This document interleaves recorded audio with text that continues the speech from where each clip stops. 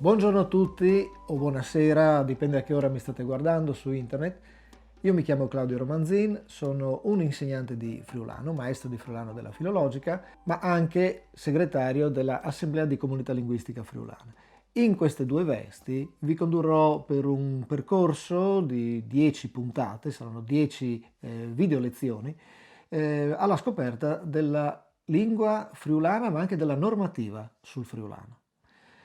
Infatti il corso sarà articolato in due parti, diciamo la prima parte sarà incentrata sui contenuti, quindi sulle norme che regolano l'uso della lingua friulana, ma soprattutto le attività che l'amministrazione pubblica, in particolare i comuni, è tenuta a svolgere per cercare di capire cosa un comune, per esempio, può fare o cosa deve fare, come deve regolarsi per quel che riguarda il discorso del friulano.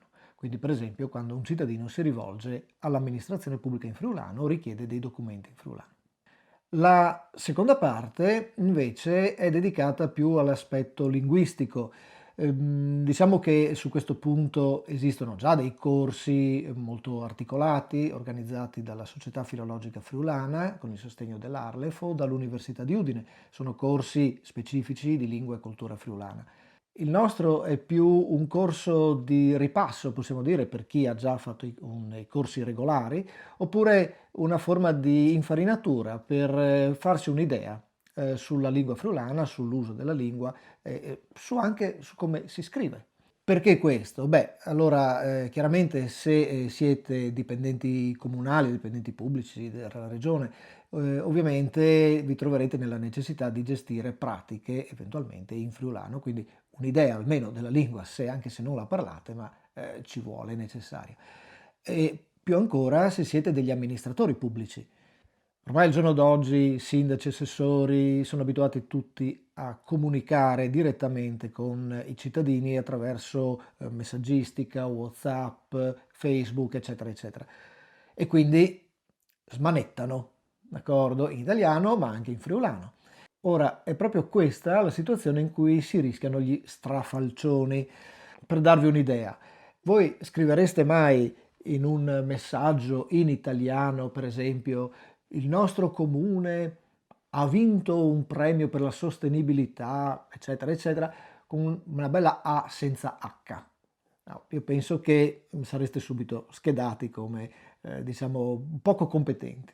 Oppure si comunica la sospensione della fornitura di acqua, no? Senza la CQ, cose di questo tipo. Errori banalissimi di scuola elementare che nessuno farebbe mai. E allora perché dobbiamo esporci al rischio, per esempio, di scrivere degli strafalcioni in friulano? Faccio degli esempi, qui vedete una scheda. Non si sa qui che l'estat a scrivi su pei murs, per esempio. Voi forse non ve ne accorgete, ma questa frase scritta così è carica di errori. Oppure o metarin la vis tali cassetis dalla pueste. Anche in questo caso, a sentirla suona bene, a scriverla così come la vedete scritta nella slide è sbagliata. Quindi il corso, diciamo, è utile anche per relazionarsi, non solo per aspetti strettamente lavorativi, ma anche per relazionarsi con la popolazione, con i cittadini, o almeno me lo auguro. La prima domanda che si fa sempre è questa, o che ci troviamo a sentire: ma il friulano è una lingua o è un dialetto? Allora, sgombriamo subito il campo dei dubbi. Il friulano è una lingua e su questo non ci piove, è una lingua, punto. Dopodiché possiamo discutere su quella che può essere la differenza tra lingua e dialetto e possiamo anche dire che il friulano per certi aspetti tutto sommato è un dialetto, ma non voglio creare confusioni, ve lo spiegherò in modo un po' più dettagliato. Allora, che cos'è una lingua? Beh, una lingua è una parlata che ha alle spalle una storia, ha una produzione culturale, e letteraria, ha delle caratteristiche linguistiche ben precise che la distinguono dalle altre parlate e ovviamente deve avere un riconoscimento di tipo giuridico. L'italiano ovviamente è una lingua, ma anche il veneto lo è o lo è stato, perché soddisfa tutte le caratteristiche, tutte le condizioni che vengono richieste, quindi di tipo linguistico, di tipo storico-culturale, di tipo soprattutto politico, perché è stata la lingua di uno Stato indipendente, di una repubblica che è durata per molti, molti secoli. Il friulano in che senso è una lingua? Beh, intanto è riconosciuta giuridicamente. Il riconoscimento è fondato sulla legge nazionale 482 che riconosce proprio tra le lingue cosiddette minoritarie 12 parlate, 12 lingue, tra cui specificamente il friulano. Quindi il friulano ha riconoscimento di legge e questa è già la prima condizione fondamentale. Dopodiché il friulano ha una storia molto lunga che nasce in epoca medievale, ha prodotto opere letterarie, ha prodotto scrittori, poeti che l'hanno nobilitata e soprattutto l'hanno fatta crescere. Quindi il friulano si è evoluto e è diventato una lingua di comunicazione fondamentale per la popolazione, ovviamente la popolazione friulana. In effetti il friulano non è un dialetto italiano. Ecco, questa è la caratteristica fondamentale che distingue il friulano e lo caratterizza come lingua rispetto all'italiano.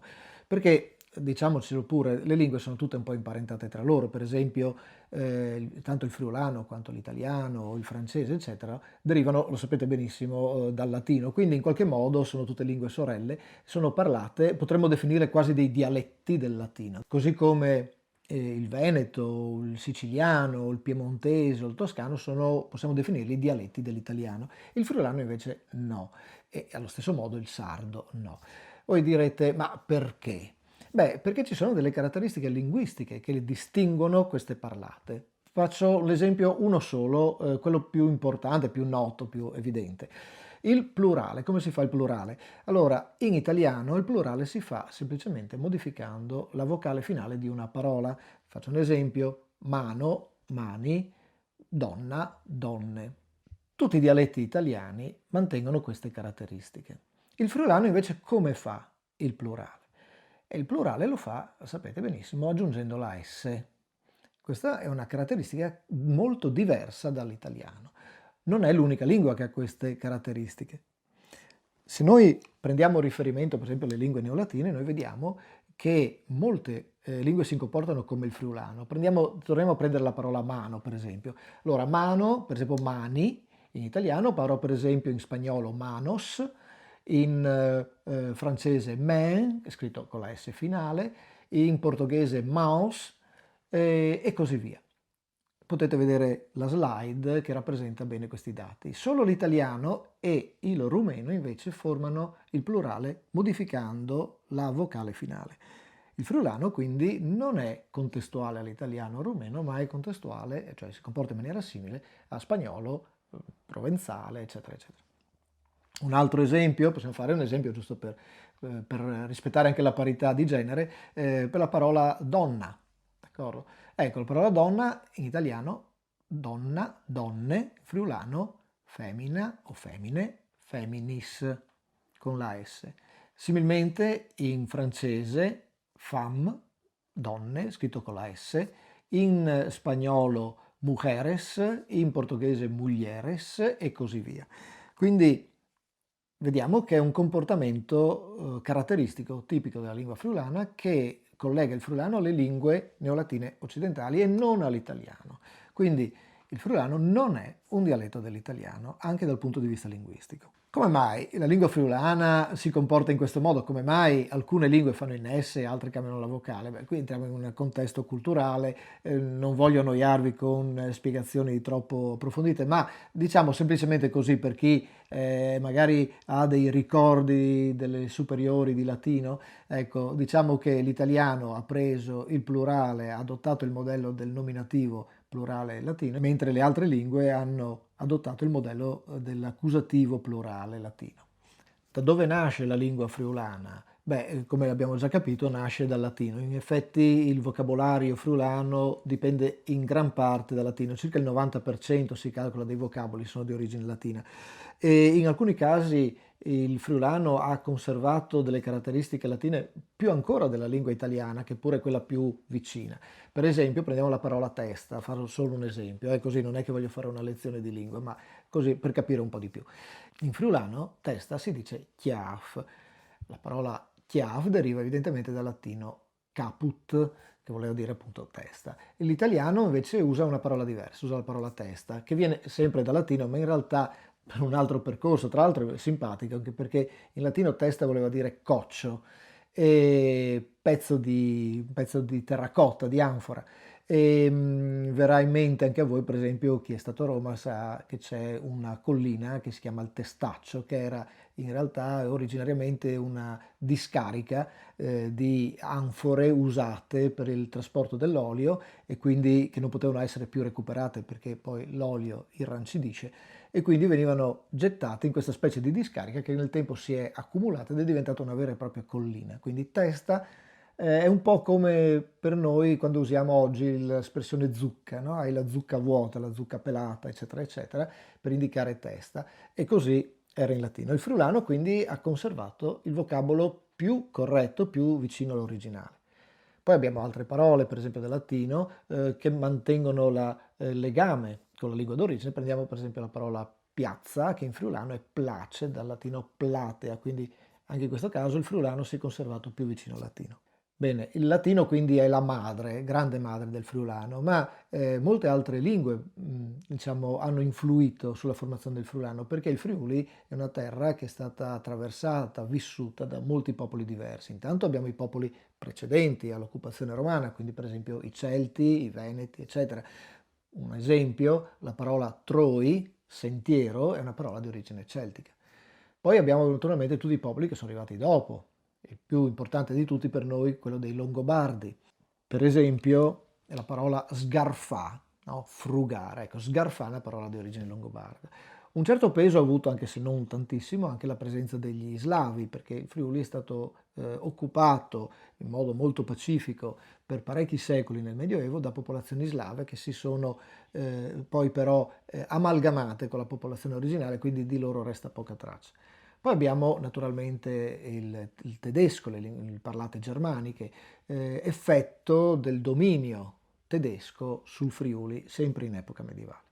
In epoca più recente, invece, ha influito molto il veneto, perché naturalmente è stata la lingua dominante della Serenissima per alcuni secoli, così come il tedesco, legato però a una cosa più curiosa, più insolita. La lingua tedesca, quindi non parliamo del germanico, del tedesco antico, ma del tedesco moderno, ha influito incredibilmente attraverso un fenomeno economico che è quello della emigrazione. Infatti nel corso dell'Ottocento molti friulani emigravano nei paesi dell'Europa centrale, Germania, Austria, ma anche dell'Europa centro-orientale, comunque zone di lingua tedesca. E questi emigranti inizialmente rientravano a casa durante l'inverno, quindi erano emigranti stagionali. Questa particolarità, questo continuo andare e tornare, quindi questa permanenza di molti mesi in area germanica e poi il rientro in Friuli, ha in qualche modo trasportato letteralmente delle parole. Quindi la lingua degli emigranti ha influito in questo senso sul friulano. Una parola per tutte, per esempio la parola zaino, zaino in friulano si dice rusac, parola magari sconosciuta ai più perché è un po' strano, ormai tutti usano la parola zaino, d'accordo? Però esiste il rusac, che cos'era il rusac? Era nient'altro che la sporta, il sacco dove si tenevano gli attrezzi di lavoro e si portava a tracolla, si portava accanto al fianco. Quindi è un esempio di parola arrivata dal tedesco attraverso l'emigrazione. Il friulano non è una lingua isolata, ma è strettamente legata ad altre due lingue tuttora in uso, che sono il ladino, parlato nelle vallate del Trentino e dell'Alto Adige e nella provincia di Belluno, e il grigionese, lingua usata nelle zone orientali della Svizzera. Queste tre lingue sono tre lingue sorelle. Perché? Perché in effetti sono tre evoluzioni diverse di una stessa lingua. Tanto è vero che se noi leggiamo un testo scritto in ladino o in grigionese, possiamo riuscire a capirne molta parte, proprio perché è simile al friulano. Ecco, in questo senso potremmo definire il friulano un dialetto, nel senso che friulano è una variante, una forma di una lingua di epoca medievale che era parlata in tutto l'arco alpino centrale e orientale fino all'Istria. Il friulano naturalmente è una lingua minoritaria considerata perché è parlata da poche persone sostanzialmente rispetto all'italiano parlato invece da tutti quelli che abitano in Italia, anche magari solo come seconda lingua, quindi diciamo a fronte di 60 milioni circa di persone parlanti italiano, noi compresi, ci sono 600.000 friulani e la lingua stessa friulana, diciamo, non sempre è considerata appunto una lingua dai parlanti o nell'opinione comune. Perché questa visione così riduttiva, questa dimensione diciamo in calo? Beh, il friulano ha conosciuto naturalmente molte difficoltà nel corso della sua storia, della sua esistenza, perché diciamo che una lingua è tanto più forte quanto più forte è la popolazione che lo parla. Ecco allora che per esempio la lingua veneta è molto più radicata, più parlata, ci sono molte più persone che parlano il veneto, perché tutto sommato per molti secoli è stata la lingua di una grande potenza, quindi c'è anche un grande orgoglio. D'altro canto il friulano è la lingua del Friuli e ecco qui comincia un attimino a indebolirsi il contesto. Perché? Perché il Friuli è sì stato per un certo numero di secoli uno stato indipendente, noi lo festeggiamo ancora ogni anno il 3 aprile, però si tratta di un ricordo molto lontano in realtà, perché poi il Friuli in realtà è stato conquistato da Venezia, quindi ha avuto un ruolo subalterno. Dopodiché è stato sotto il dominio asburgico, poi è stata, diciamo così, conquistata, annessa dall'Italia e quindi è subentrato l'italiano. Quindi il friulano ha sempre dovuto confrontarsi con delle lingue più forti che l'hanno messa in una condizione, diciamo così, di inferiorità, o se non di inferiorità, se non vogliamo usare questa parola che in effetti è un po' brutta, diciamo di difficoltà. E quindi i parlanti friulani hanno sempre dovuto adattarsi anche a un'altra lingua dominante. A questo bisogna aggiungere il ruolo delle istituzioni culturali, in particolare la scuola. Il Friuli non ha mai avuto una scuola di friulano, perché all'epoca in cui il Friuli era ovviamente uno stato indipendente, quindi il friulano era la lingua del patriarcato, chiaramente non esistevano le scuole pubbliche. Le scuole pubbliche arrivano solo nel corso dell'Ottocento, quando ormai qui la lingua dominante è l'italiano. Oltre alla scuola, un altro strumento molto importante per la normalizzazione di una lingua, il suo riconoscimento, sono i mezzi di comunicazione, in particolare giornali, radio, televisione e così via. Tutti strumenti che si sono sviluppati però in epoca recente, quindi quando ormai già la lingua d'uso normale era l'italiano. Per cui noi ci siamo trovati in una situazione in cui quando c'era la possibilità di effettivamente radicalizzare bene e crescere, ufficializzare la lingua friulana, in realtà non ci trovavamo come friulani nella condizione di farlo e abbiamo dovuto adottare quindi i mezzi comunicativi italiani. Il risultato è che il friulano è rimasto una lingua familiare, parlata quindi nelle famiglie oppure a livello amicale, nei paesi, ma quasi mai a livello pubblico, istituzionale, eccetera. Mentre una lingua ha diritto di essere usata anche in questi contesti e la legge lo riconosce.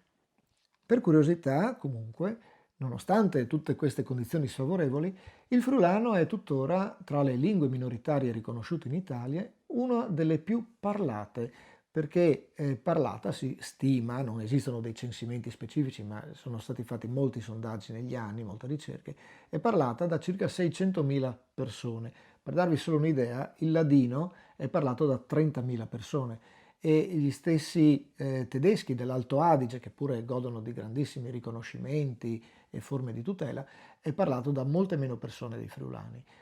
Statisticamente il friulano è la seconda lingua minoritaria in Italia dal punto di vista dei parlanti, seconda solo al sardo. Bene, direi che per oggi abbiamo parlato anche troppo di quello che sono le condizioni della lingua friulana. Questa era chiaramente un'infarinatura, un'entrata, e dalla prossima volta cominceremo ad affrontare problemi più specifici. Diciamo, questo serviva un po' a porre le basi, i termini di partenza. Quindi friulano è una lingua, che tipo di lingua è, come viene parlata, come è nata, come si è sviluppata e qual è la sua situazione attuale in Italia.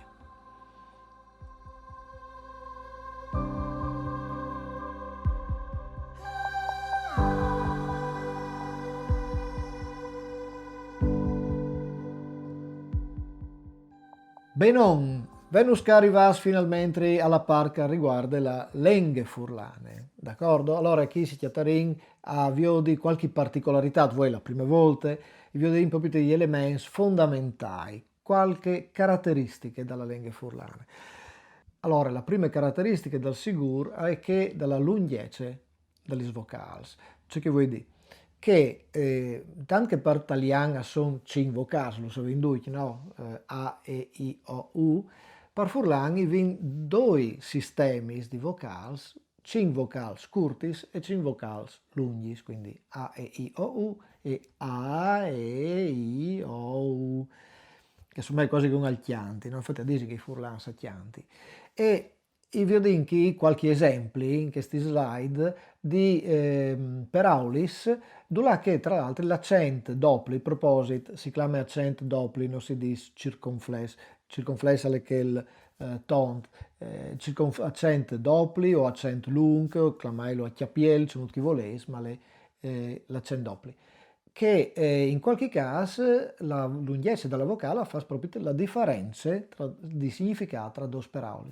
Per esempio, come che vedete in queste slide, la parola pas, che vuol dire pace, pas, col chiappiel, arsore, e invece la parola pas, passo, d'accordo?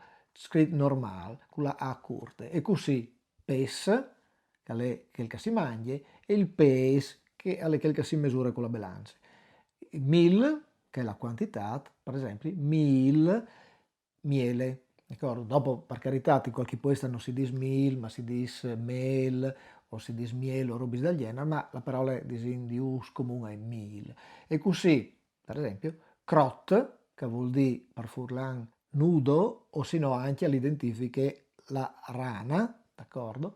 E invece crot, che vuol dire io croti, io credo, penso, eccetera. E così, brut, che hanno le biel, e brut, che anche in questo caso ha un doppio significato, perché possessi il brodo, che si mangia con la sedon, ma possessi anche la brut, che sarebbe la nuora, la femmina del fi. Ultimi esempi che posso dirvi è la parola ator, cioè in giro, e la parola ator, che è il che recita dei film, d'accordo? Ecco, la lunghezza della vocale è una caratteristica del furlan, per italiano non si ha questo doppio sistema di vocali, per furlan sì e è significativo, è un elemento che caratterizza la nostra lingua. Una seconda caratteristica fondamentale del furlan è il suon ch e g, che sai che tanti fanno in difficoltà da dire, perché specialmente dal Friuli occidentale, ma anche dalla bassa furlane, non si dopre poi questo suon, il suon palatale, chiamare, no? Ch. Per avere qualche esempio anche in questo caso, us propongo qualche slide, qualche immagine.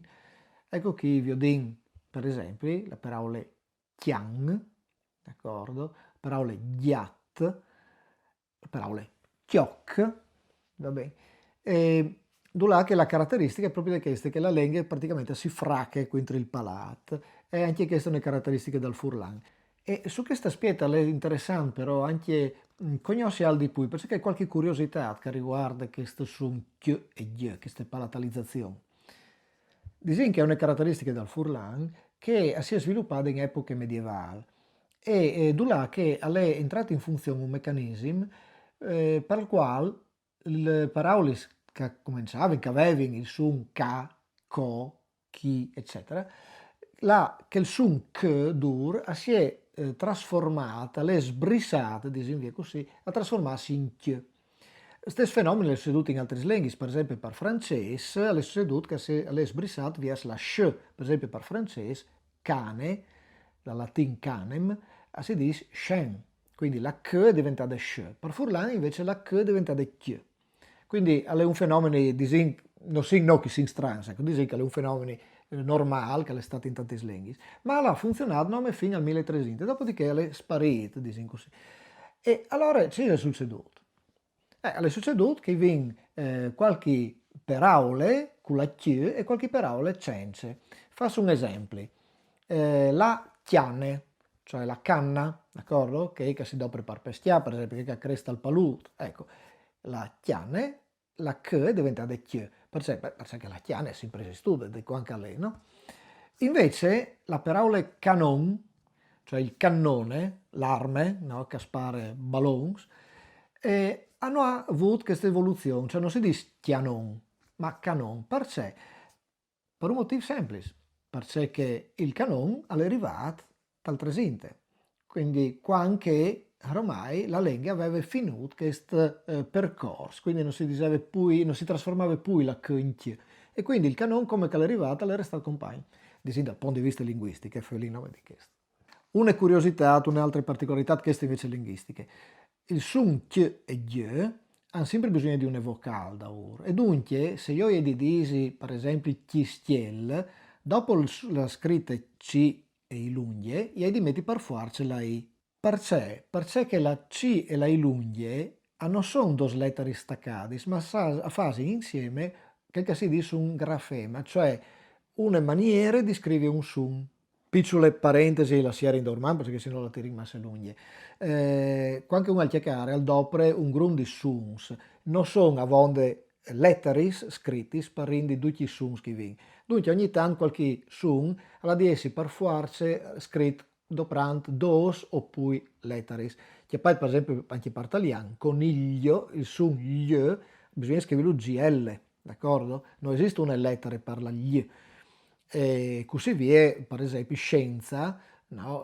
Il suon sh, non esistono le lettere per scrivere sh per furlan, bisogna doprare la S e la C, bisogna doprare in dos. Di stesso per furlan, il suon ch ha bisogno di due lettere, la C e la ilunghie, la stessa roba per la G, quindi G e ilunghie.